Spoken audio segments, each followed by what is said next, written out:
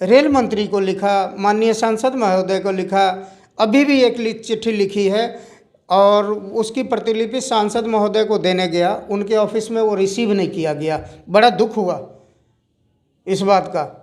एकदम से मना कर दिया कि नहीं, सांसद महोदय का मार्क लगवा के लाओ तब हम रिसीव करेंगे। सांसद महोदय मिलते नहीं मेरे को।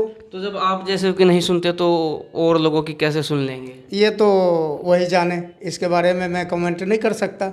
हाँ, मेरे से मुलाकात नहीं होती है, यहाँ तक कि उनके पीए भी फ़ोन नहीं उठाते। अब क्या कर सकते हैं। आप आने वाले मई जून में आप देख लीजिए, 2 महीना ऐसा लगता है कि पानीपत शहर सूना सूना सा लगता है। लोग चर्चा करते हैं कि बिहारी चले गए तो शहर सूना हो गया। 97 से पहले भी, जब मेरी उम्र 18 साल की थी, तो अभी जिनको भारत रत्न मिला है स्वर्गीय श्री कर्पूरी ठाकुर जी, उनके साथ मैं चुनाव प्रचार कर रखा हूँ। उस समय मेरी 17-18 साल की उम्र थी।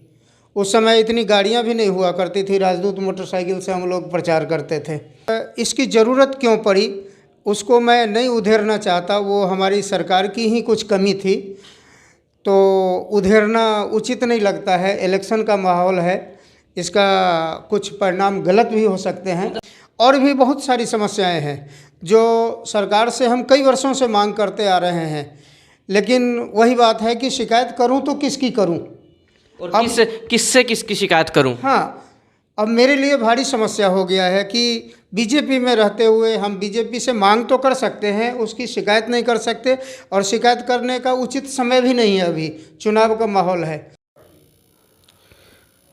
पानीपत की राजनीति में एक भारी उठापटक होने वाली है, क्योंकि पानीपत में वार्ड 18 है, वहाँ के जो प्रत्याशी हैं पार्षद पद के लिए, उनके लिए एक खबर है।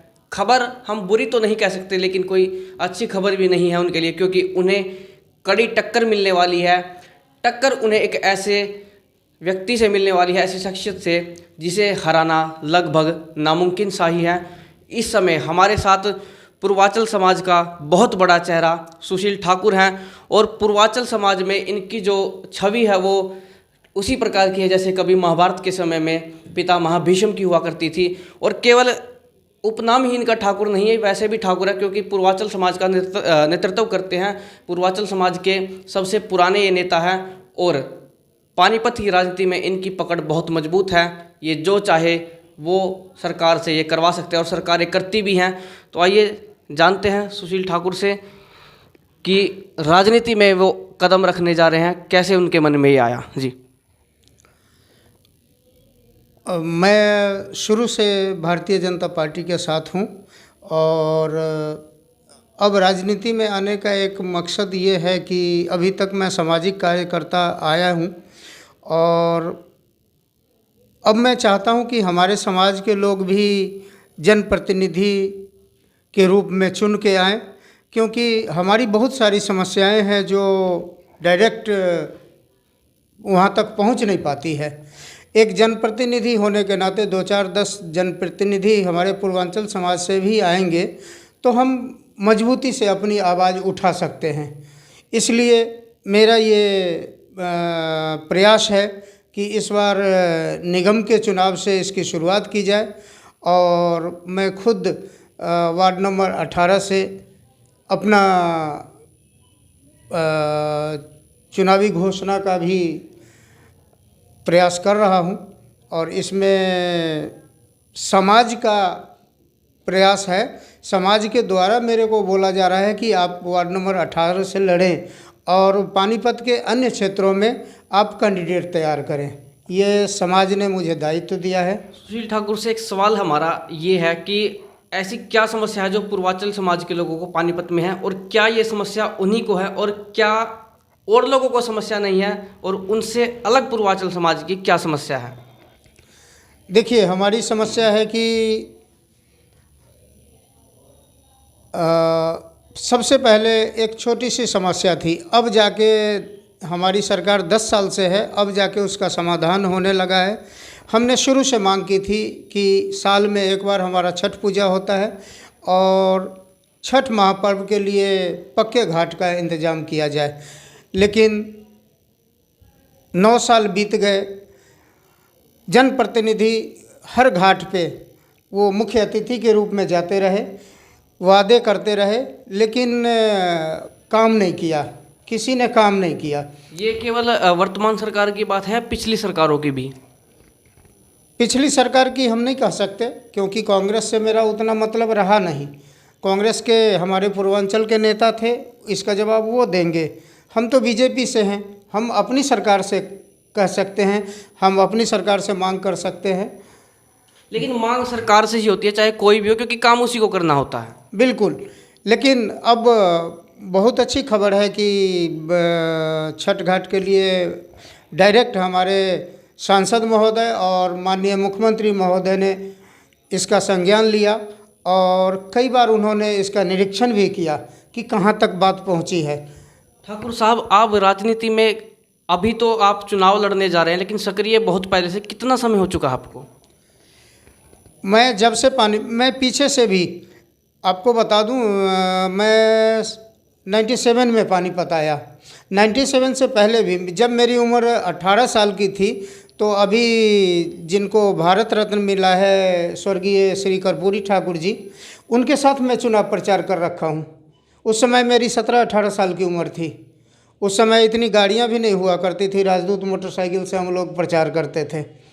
तो हम शुरू से बीजेपी से जुड़े हुए हैं। आपकी बात तो वैसे भी कोई नहीं टालता, क्योंकि आप पूर्वांचल के बहुत बड़े चेहरे, और बहुत बड़े नहीं, सबसे बड़े चेहरे हैं। तो फिर ऐसा क्या काम आपको पड़ गया कि आपको अब चुनाव भी लड़ना पड़ेगा? चुनाव इसलिए लड़ना पड़ रहा है कि, या फिर आपके लोग, आपकी जनता चाह रही है? नहीं, अब समाज हमारी जागरूक हो गई है और इसकी ज़रूरत क्यों पड़ी उसको मैं नहीं उधेरना चाहता। वो हमारी सरकार की ही कुछ कमी थी, तो उधेरना उचित नहीं लगता है। इलेक्शन का माहौल है, इसका कुछ परिणाम गलत भी हो सकते हैं। मतलब आपस की ही बातें हैं आपकी? हाँ, वो हमारे परिवार की बात है। तो लेकिन टीस तो है दिल में, जो भी गलतियां हुई हैं उसकी टीस है दिल में, जो हम चाहते हैं कि अब हमारे जहाँ जिस वार्ड में हमारी बहुमत है उस वार्ड में हमारे प्रतिनिधि आए चुन के। मतलब आप ये कहना चाहते हैं कि अपने लोगों का दर्द कोई अपना ही समझ सकता है? बिल्कुल, हाँ, ऐसा ही है और इसी प्रयास में हम आगे बढ़ रहे हैं। और भी बहुत सारी समस्याएं हैं जो सरकार से हम कई वर्षों से मांग करते आ रहे हैं, लेकिन वही बात है कि शिकायत करूं तो किसकी करूं और किससे किसकी शिकायत करूं? हाँ, अब मेरे लिए भारी समस्या हो गया है कि बीजेपी में रहते हुए हम बीजेपी से मांग तो कर सकते हैं, उसकी शिकायत नहीं कर सकते, और शिकायत करने का उचित समय भी नहीं है। अभी चुनाव का माहौल है। आपको एक उदाहरण देता हूँ। 2014 से पहले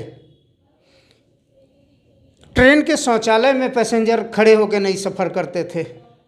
अभी रेलवे में बहुत सुधार हुआ है, लेकिन अम्बाला टू दिल्ली आप एक आम्रपाली एक्सप्रेस में आप जाके कभी देखिए, शौचालय में लोग 6 से 8 लोग खड़े होकर सफ़र करते हैं। वहाँ खड़े भी अधिकतर पूर्वांचल समाज के लोग ही दिखाई देते हैं। उसमें 100% पूर्वांचल समाज के होते हैं। मैंने कई ट्रेनों की मांग की और आप वही मैं कह रहा हूँ कि शिकायत करूँ तो किसकी करूँ। पिछली सरकार में जितनी ट्रेनें चलती थीं सब ट्रेनें अम्बाला टू दिल्ली कर दिया गया, जबकि पानीपत में इतनी जनसंख्या है, करनाल में इतनी जनसंख्या है, कुरुक्षेत्र में इतनी जनसंख्या है। यहाँ तो जनसंख्या पूर्वांचल के लोगों की ही बहुत ज़्यादा। आपका अनुमान भी होगा कितने लोग हैं यहाँ पूर्वांचल के पानीपत में? पानीपत में 3 लाख के करीब हैं हमारे। तो साधारणतः एक शहर की जनसंख्या वैसे भी हुआ करती है। पानीपत की, अरे आप आने वाले मई जून में आप देख लीजिए, 2 महीना ऐसा लगता है कि पानीपत शहर सूना सूना सा लगता है। लोग चर्चा करते हैं कि बिहारी चले गए तो शहर सूना हो गया, तो आप उसी से अंदाज लगा लीजिए जनसंख्या कितनी है। ठाकुर साहब, आपने बिहारी शब्द बोला, अब एक सवाल आपसे बनता है। यहाँ जो बिहारी लोग हैं, खासकर जिन्हें कहते हैं पूर्वी उत्तर प्रदेश से भी आते हैं, उनकी स्थिति बड़ी दयनीय है। कोरोना के समय तो लोग भूखे मर रहे थे, एक कमरे में भी रहते हैं, उसका वो महंगा किराया देते हैं, उसमें शौचालय की सुविधा नहीं है, खाने पीने की उन्हें सुविधा नहीं है।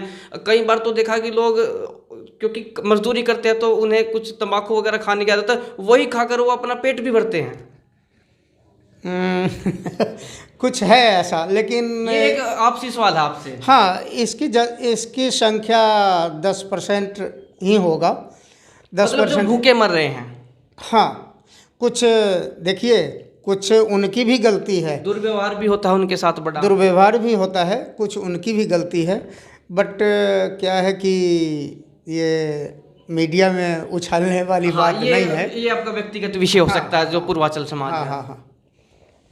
तो वैसे छठ पूजा के समय हम देखते हैं कि लोग ट्रेन में बाहर भी बैठे हुए, पहिए के ऊपर थोड़ी जगह होती है, वहां तक बैठकर महिलाएं जाती है बच्चों को लेकर गोदी में। तो यहाँ सरकार को थोड़ा ध्यान देना चाहिए, केंद्र को भी। अरे भाई साहब, मैंने कई बार चिट्ठी लिखी। लिखिए किसको?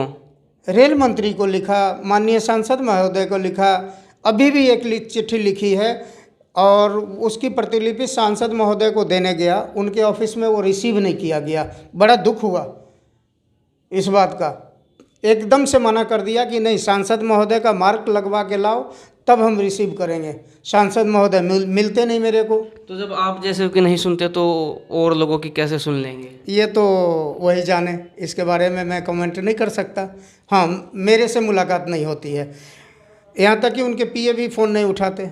अब क्या कर सकते हैं। मतलब आपका राजनीति में आना जरूरी है, आपके समाज ने आपको भेजा। एक आखिरी सवाल है छोटा सा मेरा, उसके बाद यदि आप अपनी कोई बात रखना चाहें तो। एक प्रकरण थोड़ा चला पूर्वांचल समाज का, आपसी द्वंद्व हुआ उनमें। धीरेन्द्र शास्त्री आए थे, उसके बाद कुछ तू मैं तनातनी हुई, उसके बारे में आप क्या कहना चाहेंगे? अपने से नीचे वालों को कुछ समझाएंगे?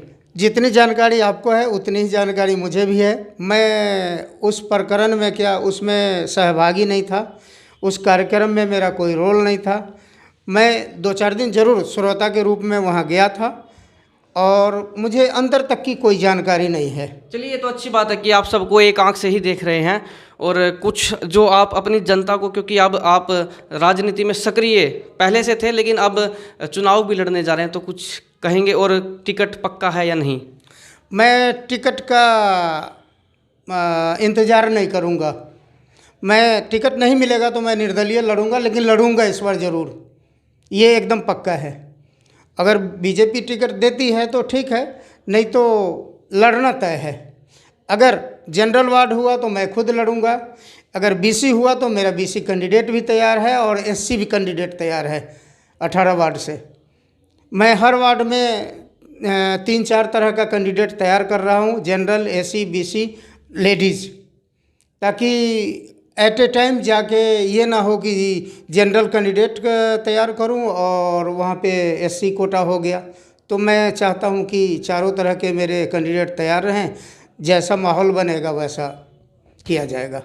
चलिए, सुशील ठाकुर हमारे साथ हैं और हमें लगा कि बात इनकी जो है दूसरी पार्टियों के लिए होगी, लेकिन भाजपा के लिए भी बड़ी बात इन्होंने कह दी है कि चुनाव तो ये लड़ेंगे और चेहरा भी बहुत बड़ा है। और इन्होंने जो समस्याएं गिनवाई वो पूर्वांचल समाज की हैं, लेकिन साथ में जो यहाँ के और भी लोग हैं उनकी भी समस्याएं हैं और समाधान केवल पूर्वांचल का नहीं सभी का होगा। तो ये इनका कहना है, क्योंकि इन्होंने यहाँ कोई क्षेत्रवाद के नाम पर बातें नहीं की, इन्होंने सिर्फ समस्याओं को लेकर यहाँ पर अपनी बात रखी है। तो आपका इस पर क्या कुछ कहना है सुशील ठाकुर के बारे में और इस राजनीति के बारे में, वो हमें कमेंट बॉक्स में कमेंट करके ज़रूर बताएं, अपनी राय दें और वीडियो को ज़्यादा से ज़्यादा शेयर करें।